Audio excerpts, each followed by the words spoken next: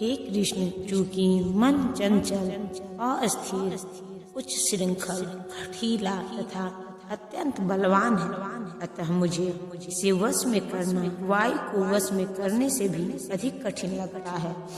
मन इतना बलवान तथा दुराग्रही है कि कभी कभी यह बुद्धि का उल्लंघन कर देता है, यद्यपि उसे बुद्धि के अधीन माना जाता है। इस व्यवहार जगत में जहाँ मनुष्य को अनेक विरोधी तत्वों से संघर्ष करना होता है, उसके लिए मन को वश में कर पाना अत्यंत कठिन हो जाता है।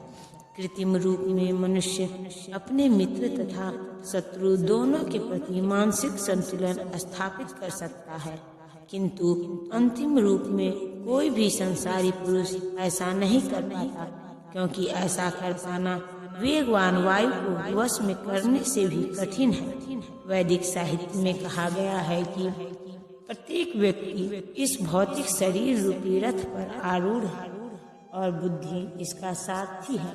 मन लगाम है तथा इंद्रियां घोड़े हैं। इस प्रकार मन तथा इंद्रियों की संगति से यह आत्मा सुख या दुख का भोगता है, ऐसा बड़े बड़े चिंतकों का कहना है। यद्यपि बुद्धि को मन का नियंत्रण करना चाहिए, किंतु मन इतना प्रबल तथा हठी है कि इससे अपनी बुद्धि से भी जीत पाना कठिन हो जाता है।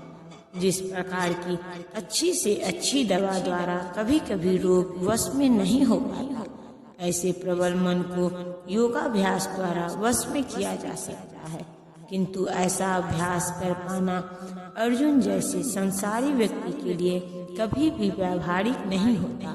तो फिर आधुनिक मनुष्य के संबंध में क्या कहा जाए। यहाँ पर प्रयुक्त उपमा अत्यंत उपयुक्त है। झंझावात को रोक पाना कठिन होता है और उच्च श्रृंखल मन को रोक पाना तो और भी कठिन है।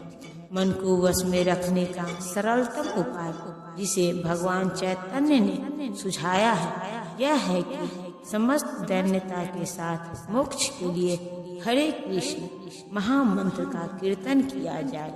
विधि यह है कि मनुष्य को चाहिए कि वह अपने मन को पूर्णतया कृष्ण में लगाए, तभी मन को विचलित करने के लिए अन्य व्यवस्थाएं शेष नहीं रह जाएंगी।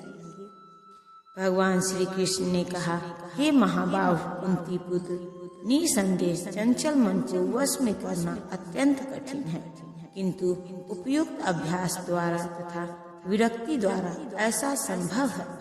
अर्जुन द्वारा व्यक्त इस हठीले मन को वश में करने की कठिनाई को भगवान स्वीकार करते हैं, किंतु साथ ही वे सुझाते हैं कि अभ्यास तथा वैराग्य द्वारा यह संभव है।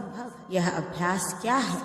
वर्तमान युग में तीर्थवास, परमात्मा का ध्यान, मन तथा इंद्रियों का निग्रह, ब्रह्मचर्य पालन, एकांतवास आदि कठोर विधि विधानों का पालन कर पाना संभव नहीं है, किंतु कृष्ण भावनामृत के अभ्यास से मनुष्य भगवान की नवधा भक्ति का आचरण करता है। ऐसी भक्ति का प्रथम अंग है कृष्ण के विषय में श्रवण करना। मन को समस्त प्रकार की दुश्चिंताओं से शुद्ध करने के लिए यह परम शक्तिशाली एवं दिव्य विधि है। कृष्ण के विषय में जितना ही अधिक श्रवण किया जाए, उतना ही मनुष्य उन वस्तुओं के प्रति अनासक्त होता है जो मन को कृष्ण से दूर ले जाने वाली है। मन को उन सारे कार्यों से विरक्त कर लेने पर इनसे कृष्ण का कोई संबंध नहीं है, मनुष्य सुगमता पूर्वक वैराग्य सीख सकता है। वैराग्य का अर्थ है पदार्थ से विरक्ति और मन का आत्मा में प्रवृत्त होना। निर्विशेष आध्यात्मिक विरक्ति कृष्ण के कार्यकलापों में मन को लगाने की अपेक्षा अधिक कठिन है। यह व्यावहारिक है, क्योंकि कृष्ण के विषय में श्रवण करने से मनुष्य स्वतः परमात्मा के प्रति आसक्त हो जाता है।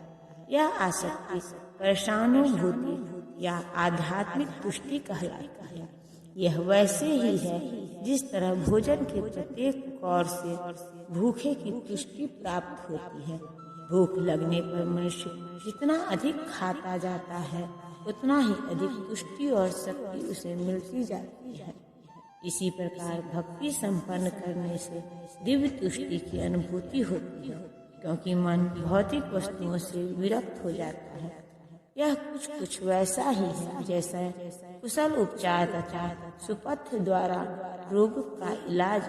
अतः भगवान कृष्ण के कार्यकलापों का श्रवण उन्मत्त मन का कुशल उपचार है और कृष्ण को अर्पित भोजन ग्रहण करना रोगी के लिए उपयुक्त पथ्य है। यह उपचार ही कृष्ण भावनामृत की विधि है। जिसका मन उच्च श्रृंखल है उसके लिए आत्म साक्षात्कार कठिन कार्य होता है, किंतु जिसका मन संयमित है और जो समुचित उपाय करता है उसकी सफलता ध्रुव है, ऐसा मेरा मत है। भगवान घोषणा करते हैं कि जो व्यक्ति अपने मन को भौतिक व्यापारों से विलग करने का समुचित उपचार नहीं करता उसे आत्म साक्षात्कार में शायद ही सफलता प्राप्त हो सके। भौतिक भोग में मन लगाकर योग का अभ्यास करना मानो अग्नि में जल डालकर उसे प्रज्वलित करने का प्रयास करना हो। मन का निग्रह किए बिना योगाभ्यास समय का अपव्यय है। योग का ऐसा प्रदर्शन भले ही भौतिक दृष्टि से लाभप्रद हो, किंतु जहाँ तक आत्म साक्षात्कार का प्रश्न है यह सब व्यर्थ है। अतः मनुष्य को चाहिए कि भगवान की दिव्य प्रेमा भक्ति में निरंतर मन को लगाकर उसे वश में करे। कृष्ण भावनामृत में प्रवृत्त हुए बिना मन को स्थिर कर पाना असंभव है। कृष्ण भावना भावित व्यक्ति बिना किसी अतिरिक्त प्रयास के ही योगाभ्यास का फल सरलता से प्राप्त कर लेता है, किंतु योगाभ्यास करने वाले को कृष्ण भावना भावित हुए बिना सफलता नहीं मिल पाती। अर्जुन ने कहा, हे कृष्ण, उस असफल योगी की गति क्या है जो प्रारंभ में श्रद्धा पूर्वक आत्म साक्षात्कार की विधि ग्रहण करता है, किंतु बाद में भौतिकता के कारण उससे विचलित हो जाता है और योग सिद्धि को प्राप्त नहीं कर पाता। भगवत गीता में आत्म साक्षात्कारी या योग मार्ग का वर्णन है।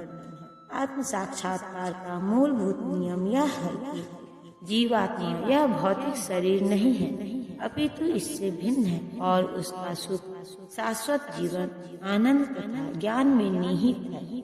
ये शरीर तथा मन दोनों से परे है। आत्म साक्षात्कार की खोज ज्ञान द्वारा की जाती है। इसके लिए अष्टांग विधि या भक्ति योग का अभ्यास करना होता है। इनमें से प्रत्येक विधि में जीव को अपनी स्वाभाविक स्थिति भगवान से अपने संबंध तथा उन कार्यों की अनुभूति प्राप्त करनी होती है जिनके द्वारा वह टूटी हुई श्रृंखला को जोड़ सके और कृष्ण भावनामृत की सर्वोच्च सिद्ध अवस्था प्राप्त कर सके। इन तीनों विधियों में से किसी एक का भी पालन करके मनुष्य देर सवेर अपने चरम लक्ष्य को प्राप्त होता है। भगवान ने द्वितीय अध्याय में इस पर बल दिया है कि दिव्य मार्ग में थोड़े से प्रयास से भी मोक्ष की महती आशा है। इन तीनों में से इस युग के लिए भक्ति योग विशेष रूप से उपयुक्त है, क्योंकि इस साक्षात्कार की यह श्रेष्ठतम प्रत्यक्ष विधि है। अतः अर्जुन पुनः आश्वस्त होने की दृष्टि से भगवान कृष्ण से अपने पूर्व कथन की पुष्टि करने को कहता है। भले ही कोई आत्म साक्षात्कार के मार्ग को निष्ठा पूर्वक क्यों न स्वीकार करे, किंतु ज्ञान की अनुशीलन विधि तथा अष्टांग योग का अभ्यास इस युग के लिए सामान्यतः बहुत कठिन है। अतः निरंतर प्रयास होने पर भी मनुष्य अनेक कारणों से असफल हो सकता है।